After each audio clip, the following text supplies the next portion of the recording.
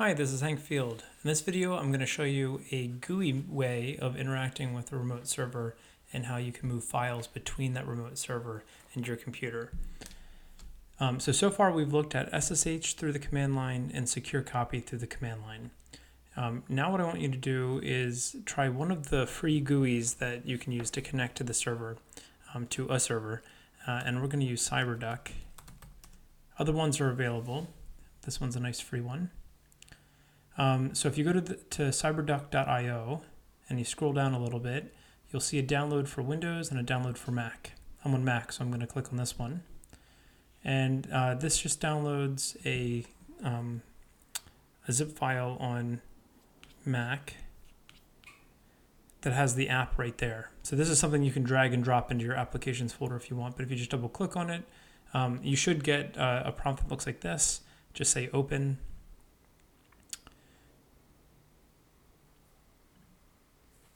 It'll ask if you want this to be the default for your FTP, which is file transfer protocol, and your SFTP, which is your secure file transfer protocol locations. You can make that the default if you'd like. I'm just going to hit cancel for now.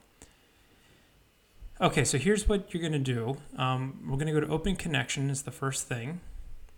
And before we do anything, what I'm showing you is how to connect to the server using the SSH protocol, which you can still do this FTP thing with SSH, but you have to use specifically the SFTP protocol here. So that's the SSH file transfer protocol. So that's the one we want. You can see it fills in the port of 22. Again, that's the default port for SSH. We're going to change that for the server that I'm connecting to, but yours is going to be based on whatever your server requires. So I'm going to connect to digdug.cs.endicott.edu, and we're on port 1915. And for username, I'm going to put in my username, and then I've used this before, so it populated my password, and you can do that or not. I would say add to keychain, and the reason why is that when we go to transfer files, it's going to prompt for your password every time unless you add it to the keychain. So we will say connect, and once it connects, you'll see a nice little view of all of the files and folders on the server in your home directory. So I can see downloadme.txt, which we had used in the previous video about secure copy.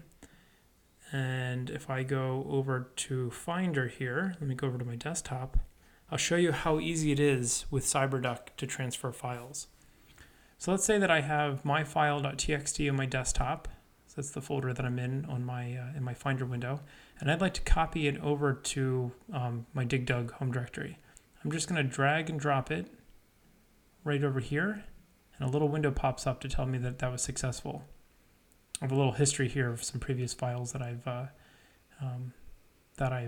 copied over.